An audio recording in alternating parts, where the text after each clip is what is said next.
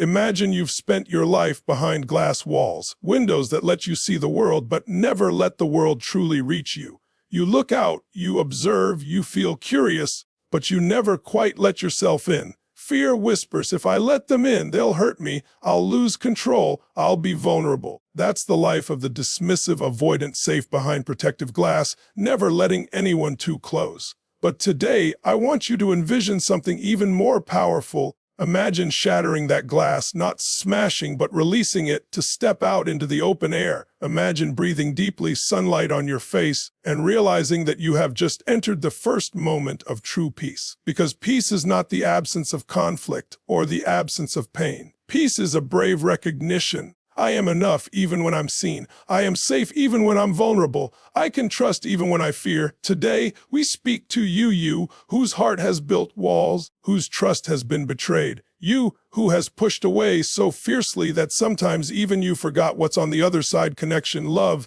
intimacy, softness. This is not about surrendering your boundaries. This is not about becoming dependent or weak. This is about rediscovering your inherent dignity, your capacity to love and to feel safe with others, and most importantly, with yourself. So I call you now, break your silence, challenge your avoidance, embrace the possibility that you can be open and protected. You can be known and still whole. You can love and not lose yourself. This is your path to true peace. This is the transformation we begin tonight. To find peace, first we must understand how we built our walls. You did not choose them arbitrarily. They were born in ache, in a small voice longing to be seen, in pain that said, I must protect myself. Maybe in your childhood you were told to be strong or don't cry.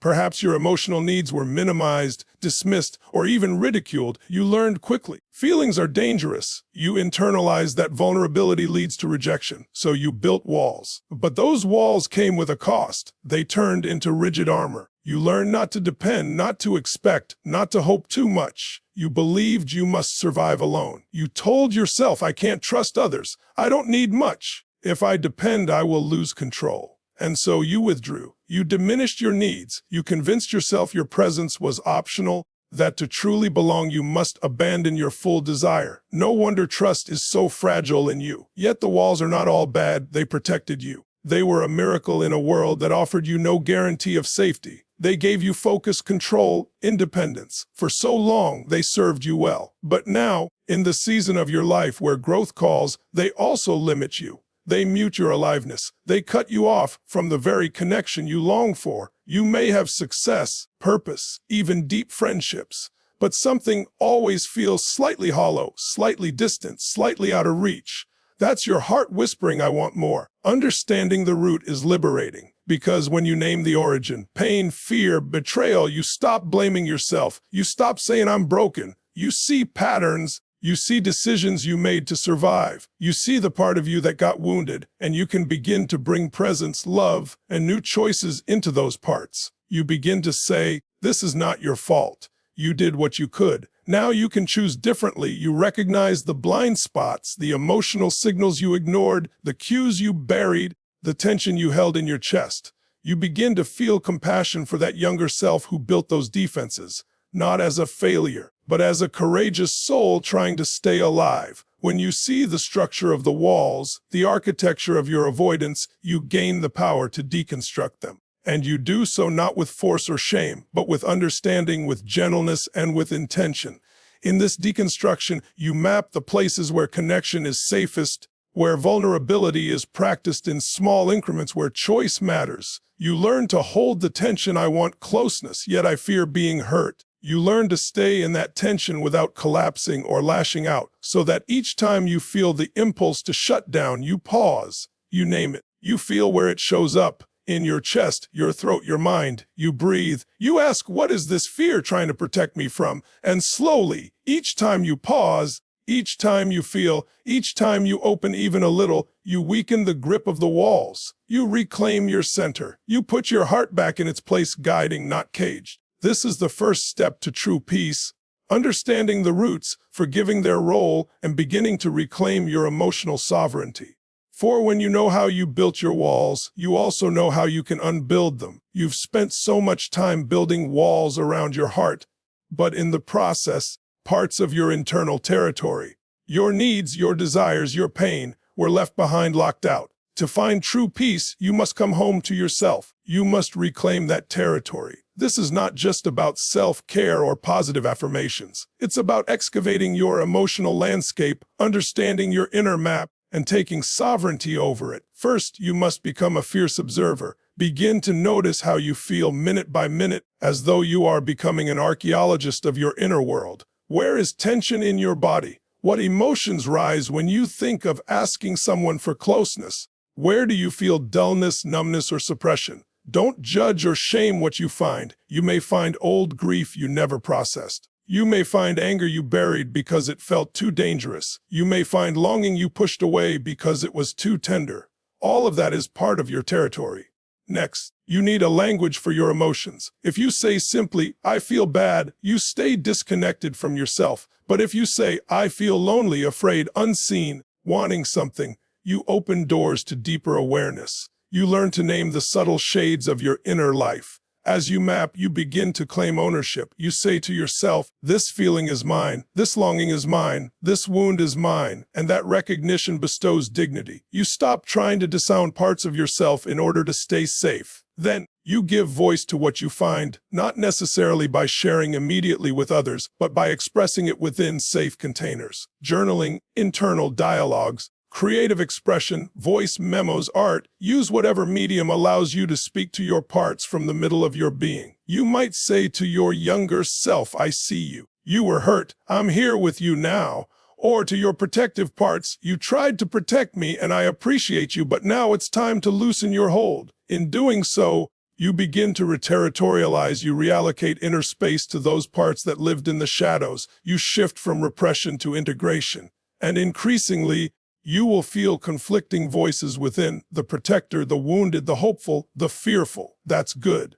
That means you are reconnecting. It means the territory is becoming alive again. You learn to mediate inside. You hold space for those voices, not to let any single one dominate forever, but to let them contribute to your wisdom and balance. As you reclaim internal territory, you also reinstate boundaries. You say yes or no to things that align with your wholeness. You stop betraying yourself for someone else's comfort. You enforce integrity inside. When you see your internal landscape as sacred, when you refuse to trample on your own emotions in order to maintain control, you begin to inhabit yourself more fully. And with that, peace begins to root, not peace as escapism, but peace as presence, as groundedness, as vibrant habitation of your soul. This process is not quick or linear. There will be storms, doubts, regressions. You will feel tempted to abandon your inner excavation for simpler defenses again. But each time you return with more strength, more patience, more discernment. The day will come when your internal space is not fractured or walled, but coherent, alive, spacious, and responsive. And from that place, you no longer look outward first for validation. You sit in your own sacred ground and invite others in.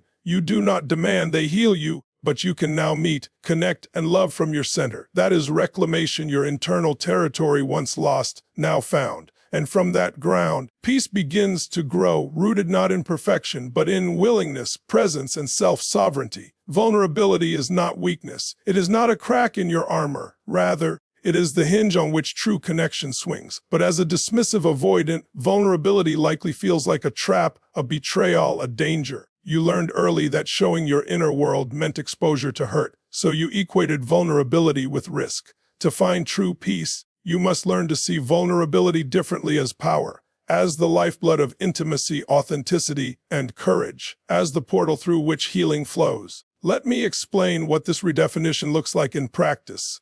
Vulnerability begins with small admissions, small openings. You don't have to spill your entire heart at once. You don't have to trust blindly. You begin with a whisper: "I feel unsure. I'm afraid. I want closeness." Often, you will feel an internal alarm: "No, that's too much." And here you pause. You honor the alarm. You feel it. You ask, "What's the fear behind this alarm?" You breathe. You acknowledge it. Then you choose action. You lean into the opening anyway. That is courage. Courage is not absence of fear. Courage is feeling fear, naming it, and acting from a deeper place. Vulnerability is the same. You allow your fear to exist. "I am afraid of being rejected, but I speak anyway." When you allow that kind of vulnerability, magic happens. The energy between you and someone else becomes electric, not because of superficial bonding, but because you invited them into your authentic interior. You show up as you are, imperfect, real, longing human, and they feel safe to do the same. That doesn't guarantee they will respond perfectly. They may reflect back walls of their own. But you already win by showing up. You win by anchoring yourself in your truth, even if the response is imperfect or slow. You win by exercising your sovereignty. I can open and still stay anchored. Redefining vulnerability also means letting your boundaries guard, not suffocate, your openness. You can open your heart and still say no to abuse, disrespect, or betrayal. You can be vulnerable without dissolving yourself. You choose whom, when, and how much. That choice is part of the strength. You also learn to reframe rejection or no as data, not as an existential verdict. When you open and someone pulls back, it doesn't mean you are unlovable. It means there is mismatch or fear in them. You gather the information, adjust, heal, then open again when you're ready. Vulnerability is a muscle. You must train it. Start small, disclose a small fear, a small longing, ask a question that matters, express a boundary that feels real. Each time, the muscle grows, the thresholds expand, the neural pathways ease, and as you practice, you begin to discern deeper vulnerabilities, the ones you've never allowed yourself. The grief, the fractured hope, the longing for acceptance. You begin to bring them into the light gently, honorably. You also begin to witness your parts that hide. You bring compassion to them. You say you hid to protect me. Thank you. Now I'm reclaiming you, healing you, integrating you. Vulnerability then becomes a reunion, not a lapse. In doing this, you shift how you relate to yourself and how you relate to others. You no longer fear transparency, because transparency becomes your strength. You no longer expect others to prove love, because your peace is anchored inside. You will give trust, but you no longer gamble your dignity on it. When vulnerability is strength, you stand in a radical new posture. I'll show you who I am, and I'll sustain myself even if you can't meet me fully. This posture dismantles the core lie of the dismissive avoidant. If I show too much, I will be taken advantage of, or I will disappear. The lie shrinks, the truth blooms. Show and receive, open and protect, love and still belong to yourself, and peace flows through that truth. Not because relationships become perfect, but because your heart becomes spacious enough to hold uncertainty, imperfection, and still stay present. Your walls begin to soften, not collapse. And that softening becomes the passageway to intimacy, to love, to connection, and to peace. You've carried so much pain, defenses, judgments. You've judged yourself harshly for being too distant, too cold, too unavailable. Now you must shift from critic to compassionate witness. Peace is born when your own heart learns to tend to your wounds with tenderness. Radical self-compassion is not indulgence. It is fierce love. It's saying, I'll stay with you even when it's hard. I'll protect you, not punish you. It means you treat your internal wounded parts the way you would treat a dear child who has suffered, not with condemnation, but with warmth, curiosity, and steady presence. You begin by noticing your internal critic, that voice that scolds you, dismisses you, deems you unworthy. You name it. You ask, who is this voice? What is it trying to do? Usually it's trying to keep you safe, by keeping you small, by making you hyper-vigilant. So you can't simply silence it, you must bring it into conversation. You speak, I see you, I hear you, I know you tried to protect me, but now I need you to trust me a little. Let me live, let me open, let me choose a new way. You sit with your pain without running away from it. Maybe your heart aches because rejection stung. Maybe your longing pulses. Let yourself feel. Let your eyes get wet. Let your chest expand. Don't force it away. When you resist or judge your pain, it festers. When you welcome it, it becomes lubricated. It flows, it softens. It can be touched, processed, released. Compassion is the balm. You also treat your mistakes with gentleness. When you shut down in a conversation, when you pull away, when fear wins, you do not punish yourself. You reflect, what was the underlying fear? How can I speak differently next time? You repair. You come back. You re-engage. You reparent your inner child. You tell the hidden parts, I will not abandon you. I will attend to you. I will help you heal. You draw them into your strength, not exile them further. You practice self-care not as a superficial escape, but as a sacred ritual. When you're exhausted, rest. When you're depleted, nourish. When your mind is cluttered, still it. When your heart is heavy, reach inward. You listen to your inner rhythms. You honor your limits. You set healthy boundaries with yourself and with others. You do not betray your peace to please someone else. You say no to what drains you. You say yes to what aligns with your soul, because radical compassion includes honoring your limits and prioritizing your healing. You begin to internalize a truth. You deserve your own kindness, your own patience. You deserve presence, clarity, safety. You deserve inner peace. This does not mean the wounds vanish overnight, but over time, the internal storms calm, the internal conflict softens. You begin to feel steadier, kinder, more awake. You begin to stand in your center not because you force it, but because your inner landscape is becoming rooted in gentleness. When you misstep, you return to compassion, not shame. When you regress, you return to compassion, not guilt.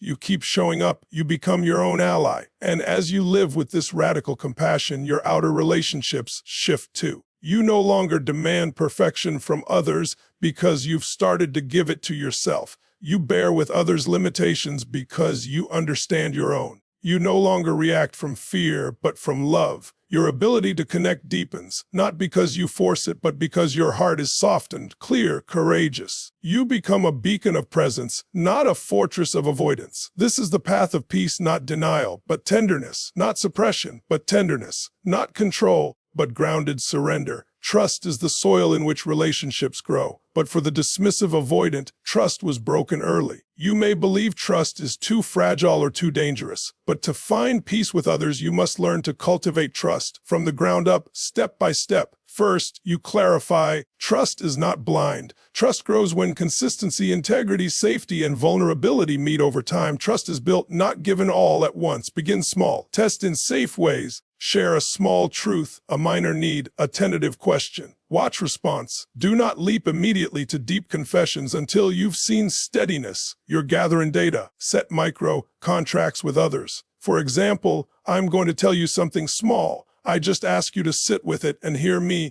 without judgment or fixes. Notice their response. Do they receive, resist, rush, retract? You assess with your wisdom. You pay attention to patterns over isolated incidents. One loving response is nice. A consistent pattern is the foundation of trust. You look at how someone handles your vulnerability repeatedly over time. You also observe how they handle conflict, boundaries, distance. That teaches even more. You balance openness with boundaries constantly. When someone missteps, you don't catastrophize. You respond, I felt hurt. This is what I need now. Can we repair this? You see whether they can repair, whether they listen, whether they respect. That is trust in action. You allow yourself to be imperfect in trust. You will make mistakes. You will misread. You will overextend or withdraw too fast. But you repair, not by retreating wholly, but by returning, reflecting, clarifying. Each repair becomes a deeper layer of trust. You also observe how you treat others' trust. If someone gives you vulnerability, how do you receive it? Do you shut down? Do you deflect?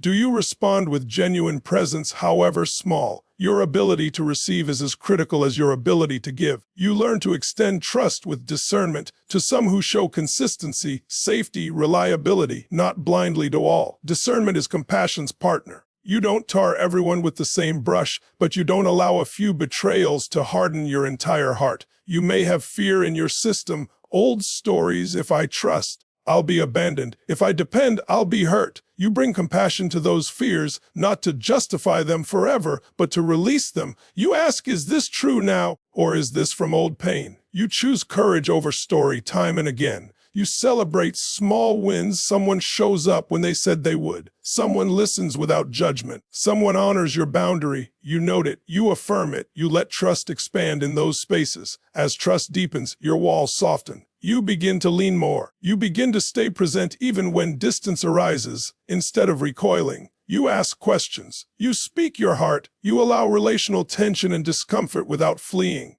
You begin to see that relationship itself can be an inner teacher. Trust teaches patience, humility, perseverance, honesty, forgiveness. You grow not only into trusting others, but into trusting yourself. Your capacity to survive, to heal, to recalibrate. Over time, trust becomes embodied. You do not wait until someone is perfect to trust them. You trust them in their imperfections when they show consistency. You trust yourself to discern, to retreat if needed, to speak up, to heal. You trust your center. And when trust thrives, connection follows. When connection thrives, intimacy thrives. And when intimacy thrives, peace is born, not fragile but seasoned. So now you've opened, you've reclaimed, you've allowed vulnerability, you've cultivated trust. But caution, true peace is not found in codependency. Avoidant tendencies once repelled you. Now the risk is overcorrecting, becoming overly dependent, or losing yourself in connection. You must embrace connection wisely. Connection is not fusion, it is meeting of whole beings, each with their own center. Healthy connection allows you to lean, to depend, to share, but never lose yourself. You remain sovereign even as you open. You watch for signs of codependency, you over-rescue, you lose your own voice, you over-adapt in fear of being abandoned. You ask, am I connecting out of genuine desire or out of fear? If it's fear, you pause. You reclaim your center.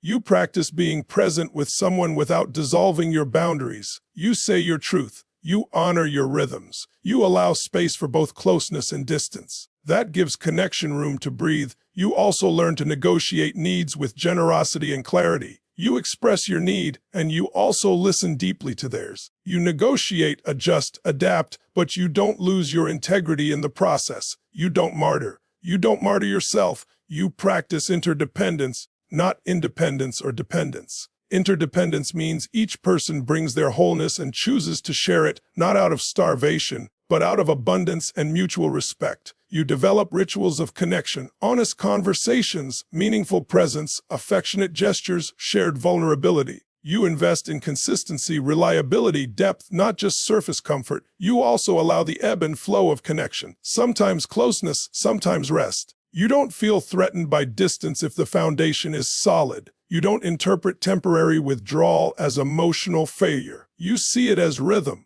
You also keep tending your inner life, your internal territory, so you don't expect others to fill emptiness you haven't claimed. You stay full and invite others in. In that fullness, connection is a blessing, not a remedy. You embrace the mystery of relating. You allow space for imperfection, for disagreements, for growth. You don't demand perfection from others because you understand your own imperfections. You practice humility, forgiveness, curiosity.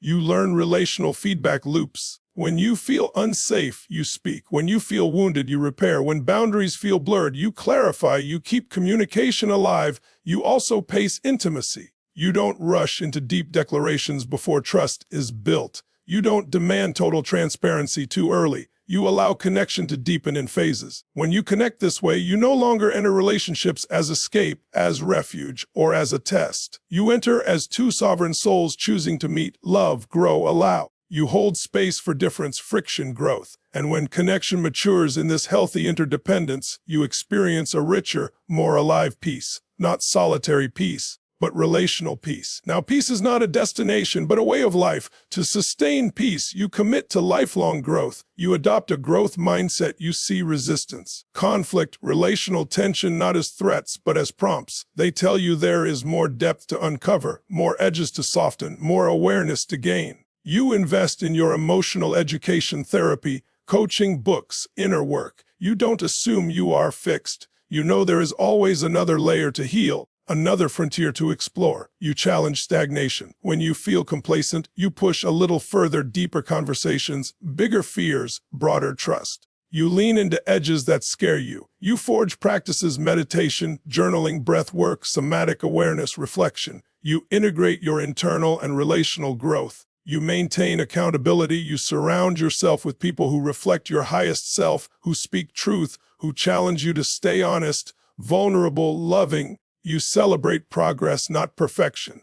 You acknowledge how far you've come. You forgive regression. You recommit. You see your life as a canvas. Each relationship, each encounter, each day is an opportunity to practice presence, love, courage. You don't wait for perfect conditions. You bring your growth into everyday life. Over time, your identity shifts. You are no longer the one who avoids or the distant one. You become one who connects, one who loves, one who grows. You embody the transformation. Peace becomes your operating system. It doesn't mean absence of storms, but the capacity to stay centered through storms. And because you've invested in roots, territory, vulnerability, compassion, trust, connection, the growth backbone, you can stand even when life tests you. You can open, Be wounded, heal, open again. That is freedom, that is peace. When the dismissive avoidant finds true peace, it is not through erasing the past or pretending wounds never existed. It is through a courageous journey. A journey of understanding, reclamation, vulnerability, compassion, trust, connection, and perpetual growth. You learn to understand the roots, the pain, the fear, the defenses. You honored the architecture of your walls so you could begin to deconstruct them. In doing so, you no longer judged your past, you accepted it, learned from it, and outgrew it. You reclaimed your internal territory, you listened, you mapped, you spoke, you integrated. You no longer abandoned parts of yourself to safety. You reinstated them into your wholeness. You turned inward and play your sovereignty. You redefined vulnerability as strength. You shifted from hiding to expressing. You learned that showing up as you are is the bravest act. You kept your boundaries while opening. You framed rejection as data, not judgment. You practiced radical self-compassion. You extinguished the harsh critic in you. You began to tend your inner child with gentleness, patience, courage. You learned to repair, forgive, return. You cultivated trust step by step. You experimented, you observed, you built contracts, you tested leaks, you repaired ruptures, you discerned wisely. You built relational soil for intimacy to grow. You embraced connection, not codependency. You practiced interdependence, you negotiated needs, you paced intimacy, you honored your integrity while leaning in. You held space for difference, growth, imperfection. You committed to growth as your way of life. You continued inward work. You established practices. You remained humble, curious, resilient. You did not see peace as static, but as a living journey. Now you stand at a threshold, not a perfection, not a guarantee, but a possibility. You have within you the capacity to dwell in peace even when the world is messy. You can relate without losing yourself. You can love without fear. This is your invitation to continue walking, to continue opening, to continue giving and receiving, to stay in your center through storms. The glass walls are dissolving. The air awaits you. Step out. May your heart be your guide. May your courage be your constant companion. And may true peace become not a fleeting encounter, but your abiding home. Thank you deeply for sharing this space with me. Thank you for your courage to look inward, to question, to open. You are